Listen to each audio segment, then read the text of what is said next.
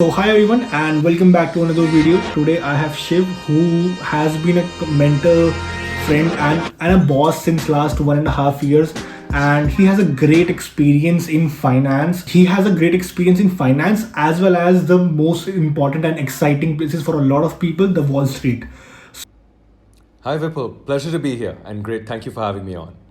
Okay, so hi Shiv. So can you give a brief introduction about what has been your journey since 18? I know you have gone to US when you were 18. So can you just give us a brief introduction about yourself in a minute?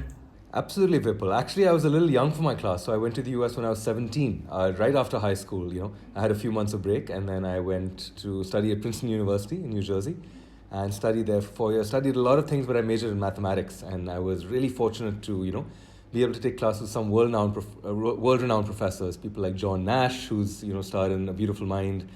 He taught a part of a game theory class I took. Other greats like John Conway, who unfortunately passed away in COVID, Peter Sarnock. And then after that, I worked for the next decade in different roles on Wall Street and yeah, similar. So I started off at a hedge fund called Alphadine. They were a fixed income, hedge fund, and it had the same quantitative flavor that math did, but everything moved much faster. The people were, just as smart, and everything you did was actually used in the real world, and there's the opportunity to make a lot of money. So I really enjoyed that experience, and I kind of got taken into the world of finance. Before that, I wasn't interested in finance at all. And one thing I learned there is actually programming is very, very important. The guys who were trading there were also like modeling other systems and also programming. And I had done a little bit of theoretical computer science at Princeton, but not the hardcore, actually industry-specific programming skills. So then I took up a role with a consulting company in California in San Francisco. And they basically train you up and send you to a job in an industry of your choosing. And I chose finance and worked at the largest privately owned retail bank in the US at the time, which was First National Bank in Omaha, Nebraska, right in the middle of the country. So it's like New York, San Francisco, and then bang into the middle. And after that was over, I wanted to get back to New York and Wall Street. I started working with some startups. Actually, there was a billionaire family that was launching a quantitative hedge fund, so I helped start that up. And I interviewed. I got a job with Goldman Sachs on their foreign exchange frontline desk. Very exciting role, managing basically about 50 billion US dollars flowing through the system every day. So being on the platform, that was a lot of fun, and people were again really smart. But I got disillusioned of it very quickly. In about 9 months, I found that all my coworkers, they were working in that role for 3-4 years before they moved to a slightly adjacent role. So I basically started looking, and I found a group of startups actually, founded by a gentleman named Sunil Hirani. He was a pretty big tycoon on Wall Street. He'd even acted in some Hollywood movies. He had founded a previous company called CreditX, which was sold, I think, with some subsidiaries for about $800 million. So he knew that field, and now he was doing the same thing for interest rate swaps instead of credit default swaps. So I jumped at the opportunity. I had good ownership in the company. It was just me and one other guy on the team. Compared to Goldman Sachs, which was a much bigger group. People in New York, 8 people in New York, 8 people in London, 8 people in Hong Kong, Singapore, Tokyo. So that was really, really good. And with that set of startups, we launched a lot of products. We launched this trading exchange for interest rate swaps. We launched a post-trade processing platform.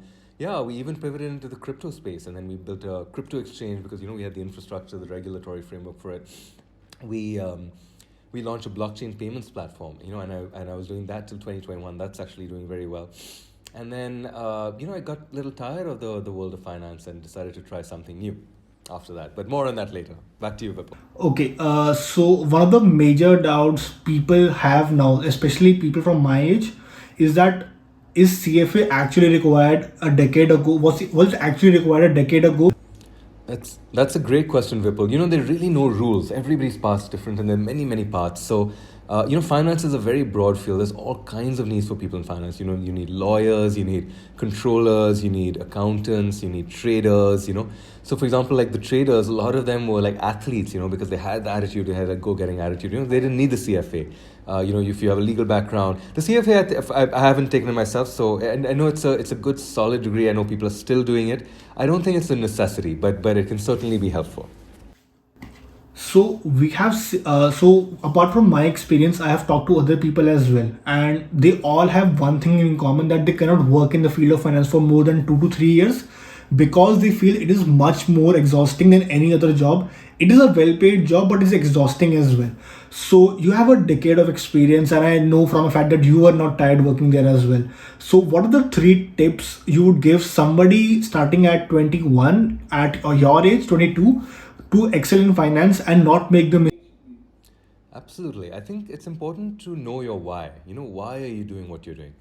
So, for example, um, again, finance is very varied, right? So, on the trading floors, you're working 10-hour days, weekdays only, and that's it, right? That's when the markets are open very often. You know, you can't work longer than that. Maybe you can do some preparation at home. In investment banking, you know, the people at one point, like in companies like Goldman Sachs, were working 15-hour days every single day, 7 days a week, you know, so weekdays, weekends. Now they've recently started Sundays off, but or maybe that was a few years ago now, but Sundays also sometimes they work. So you really have to know your why. However, in the investment and trading, you're always on the ball, right? You have to always be fully alert.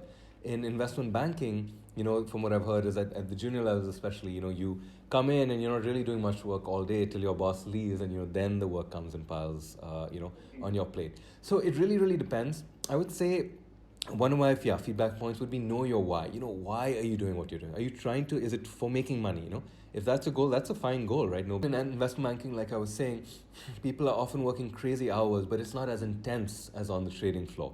So you really have to know your why. You know, if your goal is to make money, that's a fine goal. But then, you know, then if you're dealing with rigorous work and it's not always fulfilling, you know, your why is different.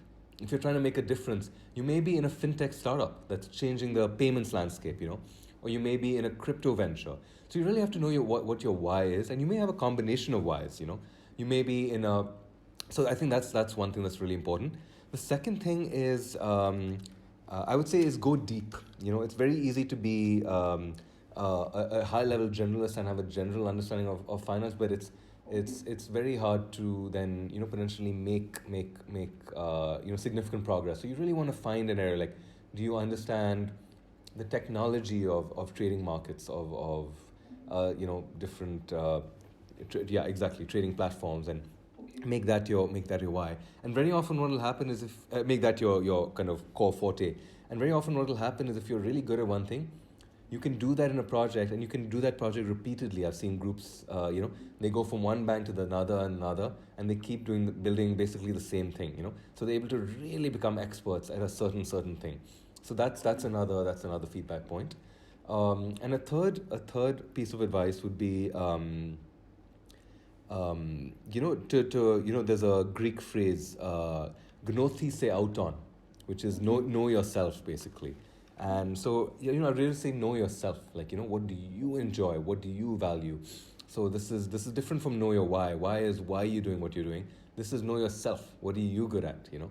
And so, for example, I found a niche on Wall Street where I was very good at bridging the gap between developers and technical people, and also all the business units. So in my last role at one of the startups, I was literally in the middle of the whole, you know, trading brokerage, and I was filling in gaps between the developers, the DevOps people, all the people on the tech side, and all the business units, from the regulatory team, the sales team, the marketing team, the CEO, the COO, and that was a, you know, missing functionality. You needed somebody who could, you know, fit in both those fields. So I would say know yourself. That's the third piece of advice. Got it. So you said on your in your second point, you said that being a generalist is not as beneficial as having a proper knowledge in one field. Nowadays, when I look around myself, people along with me, I did have the same perception about 2 years ago, till 2 years ago, that I am a journalist and I have to just focus on a variety of things. Like jack of all trades can be a very good thing. So, do you think that a decade ago and today, is there any difference between both? So, like a decade ago, was a journalist better, or is it today, or we shouldn't be there on that field only? Question, Ripple, and you know, I've had this conversation with a few other people. I think it's really, really hard to say also again.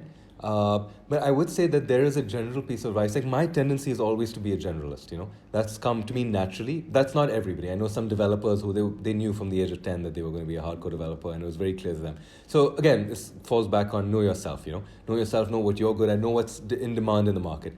In general, Vipul, what I've seen, and from my conversations with other colleagues, is that the more you specialize, the more you get paid and rewarded for that. So it's much easier to be a generalist in some ways. It's much harder to be a really, really. But now you want to be a specialist in some. If you're a specialist in a dead language, nobody cares. Or if you're a specialist in a certain form of trading platforms that nobody's using, nobody cares, right? So you need to see what's in demand, what's needed, and then become a specialist in that. So for example, like, a super specialized heart surgeon or plastic surgeon is making much more money than a general, a general normal doctor, general physician. And that's because they're just super specialized, and it's much harder to do, that narrow thing well than to just be a generalist. Yep.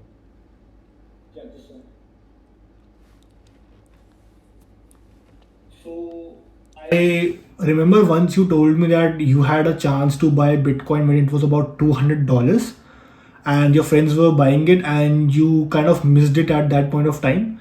So what were the what were the three things that you really liked in Bitcoin that somebody like me can use to find something like new, to find a new coin like this in 2023 or 2024, so that I can have a same wealth as you?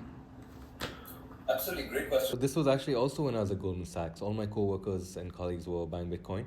It was between $100 and $200, so actually a little under $200. And I bought some Bitcoin later in my life, not large amounts, and I still own some, but I had sold off most of it, and it had hit a high of I think over $66,000, right? So just imagine $100 to $66,000 in a period of basically 8 years or so. That's a phenomenal return, right? Better than anything else out there.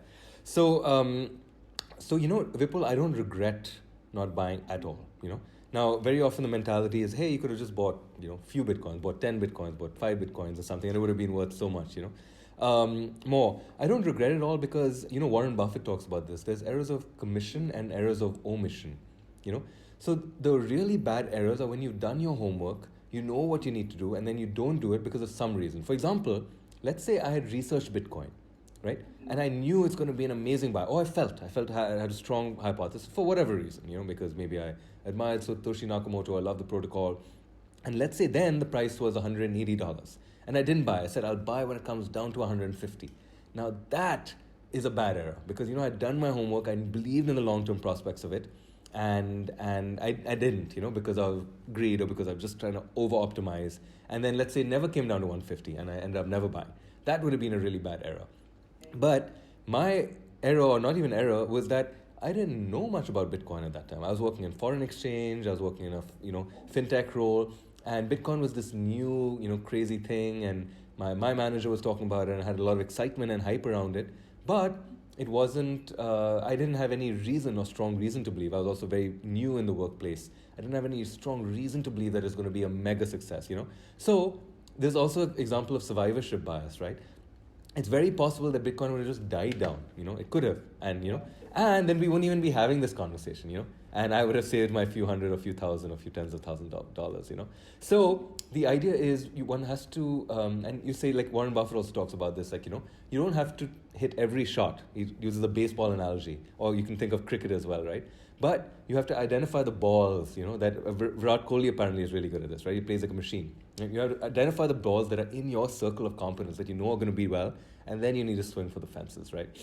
And so basically what you really wants to do, this one of the keys to really successful investing is to have a strong hypothesis. You have an edge. So maybe Vipul, you understand technology, or you understand productivity tech software, some niche very well. Then you go into that space and you identify companies that you think are going to do really well. Something like Figma, value about $20 billion. Like, why is it going to do well? And then you invest a large amount in it. You take a big bet on it, because if you diversify and just try and buy everything, you'll get market returns, which is just beta, right? But if you want to do better than that and you want to scale yourself up, right?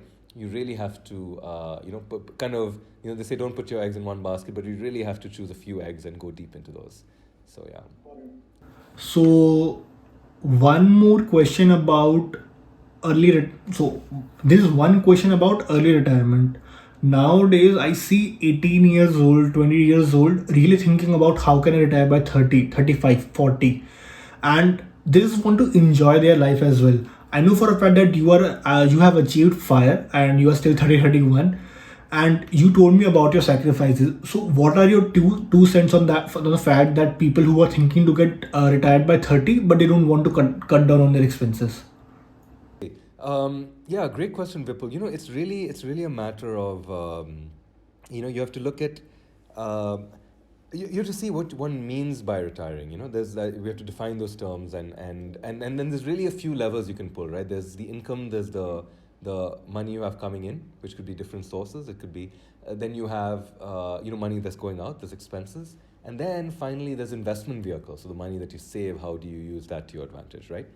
So the money that's coming in, right? I think as an early stage person, it depends. Not everybody's going for maximizing their wealth, but if that's the goal, to retire early, then probably what you want to do is you want to try and maximize your early earning potential early on, right? And it's usually earlier in one's career. It's easy to get increments. People job switch, or they get the next best thing, or it's not so. Going from 60 to 70K is a big percentage increase, but it's not a necessarily a big increase for the company, increase in expense, and the first thing is to just maximize one's earning potential. So for example, in the U.S. in finance, I think for it's relatively easy to earn between the 100 and 200K range, right? Which is pretty good.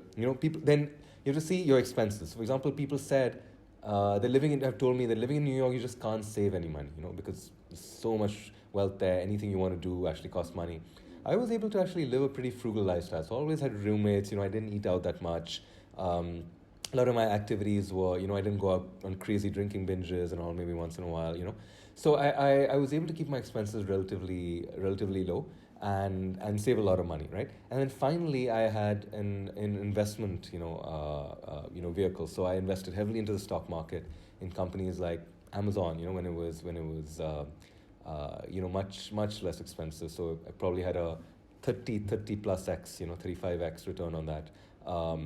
And I'm still holding on, so I actually haven't cashed out because I'm looking at a really really long term bet there. So really, those are the levers you want to pull, and then you have to see, why do you want to retire? What does retire at 35 mean? So for example, at the age of 31, right? In some ways, I could have in some ways retired and not done anything, and I'd be fine. I could sustain, I could live with my parents. There's many options, right? But I didn't want to do that.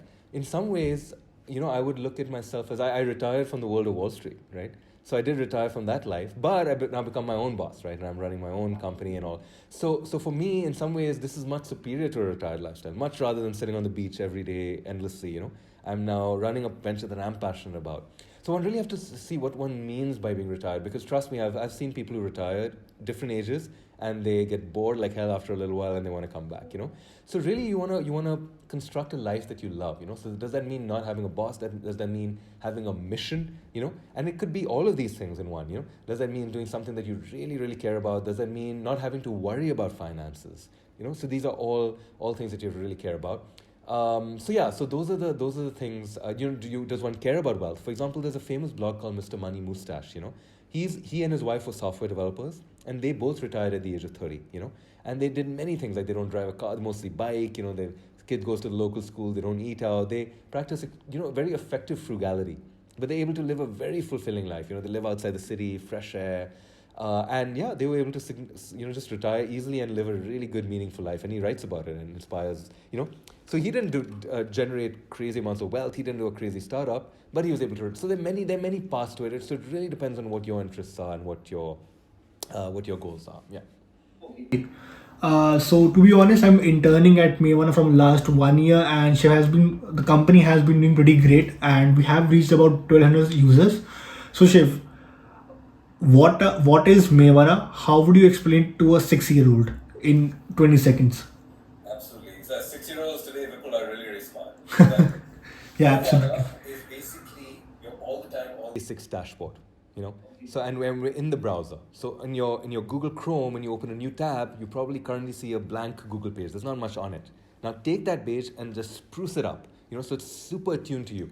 So let's say, Vipul, you love Wall Street, right? You want a beautiful Wall Street picture. This is just an example. Every day, you want Wall Street articles, informations, you want the latest news, you want the latest jobs, everything. That's where MeaVana comes in. MeaVana can be set up in a way that's customized to your lifestyle, and every new tab you open, you get a page that's perfectly tailored and suited to you. That's MeaVana. Yeah, I remember we had a conversation about this before. Every time we use MeaVana and not use another tab, we saved about 3 seconds for every process, for every move of that process. So if we are opening on an average about 30 to 40 tabs a day, we are saving about 2 minutes, which translates to about 730 minutes in an entire year. Considering you use a laptop daily, and a lot of people have a more usage than this, right, Shiv? Absolutely, Vipul. It's a really, really good point. MeaVana has a very strong productivity angle. The idea is every functionality you do, so not just opening the new tab, but for example, we have a multi-search feature, and we estimate that an average user who's using it intensely would be saving about 15 to 20 hours a month. That's just an average user, by searching directly on the platforms rather than having to, go to the platform and search there. But there's all kinds of stuff. We have people who are using the timers and the stopwatches to track their tasks. We have people who are reading the news on the fly in real time. We have people like me who are actually tracking the prices of Bitcoin and Ethereum and some of the other big coins in real time, because instead of having to type what is on Google or go to Coinbase and everything. So there's value adds at every step, and those insidiously creep in, and you save 3 seconds here, 5 seconds here, 5 minutes here, and it really adds up. And the product is just getting stronger and stronger and stronger. So we'd really recommend people check it out.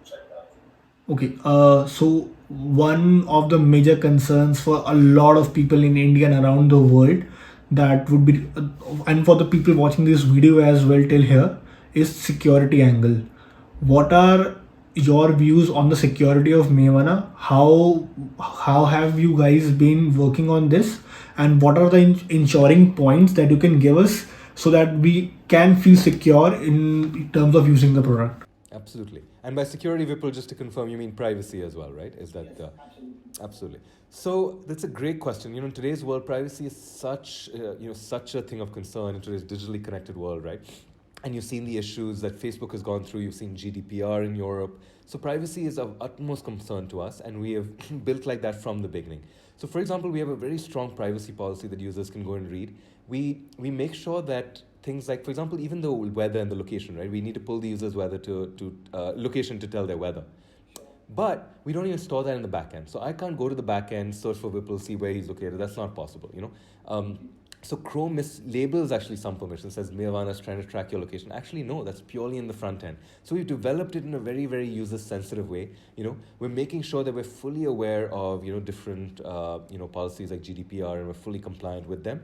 And then not only that, we plan to, when we do monetize or when we do an ad network, something like that, we want to make sure that we allow users to opt in and opt out. So users can opt in to share their data or opt out to share their data, opt in to see ads, opt out to see ads. If they opt in, they'll probably get a share of the ad revenue. We need to build all these processes. But we want MeaVana to be for the user, and we believe that actually allowing users to share their data with us will really only enhance their experience, because we'll know what to show them, we'll know what ads to show them, we'll know what news articles to show them. It'll be machine learning based. So actually, data is very powerful. Used well, it can be a force for good. But in the wrong hands, it can be really, really horrible. And we're making sure that from the beginning, we're just completely, aligned with privacy, users' privacy. So honestly, MeaVana has a lot of features. If you guys want to explore, like, it would take you around 1 hour to at least explore all of them. But Shiv, question for you: what are the top three features that you like at MeaVana? Absolutely. Point, Vipul. My current favorite feature is the sidebar. You can take whatever you're using and pin it there and effectively just track stuff in real time. So I'll give you some examples in my personal use case. I'm a chess player, and I have a couple of chess news websites like chess.com, which is the biggest chess company out there, and I can see news in real time. So there's a lot of rising Indian stars, Pragnananda, Gukesh, who've been doing really, really well, and I get their news in real time, which I probably would be getting, many days or maybe even weeks later if I wasn't actively tracking it. That's one. Two is my crypto holdings. I've pinned all the coins that I own, and I look at the price in real time, and I just have to hover my mouse over it, and it's there, and it's amazing. And it goes, this sidebar can go with you on other tabs that you're on. So I get really good. I could be working on MeaVana, and I'll know, hey, it's a good time to sell or buy, and that's really, really useful. So that's another use case. A third use case is we've just got integrations to some really cool social media sites like Instagram and YouTube. So for example, I watch YouTube videos, right? And I'm logged in there, and in the sidebar I see videos in real time. It's very effective. I don't have to be on YouTube. So those are some of my favorite features. I would say that I also really enjoy the core functionality of MeaVana, which is the background picture and the quote that go with it. I have some heroes, like for example, the Spartan Battle of 300. It's a very famous battle. I even wear the Spartan ring actually. And you may have seen the movie. There's the movie called The 300 on it, and famous Hollywood movie, Gerard Butler.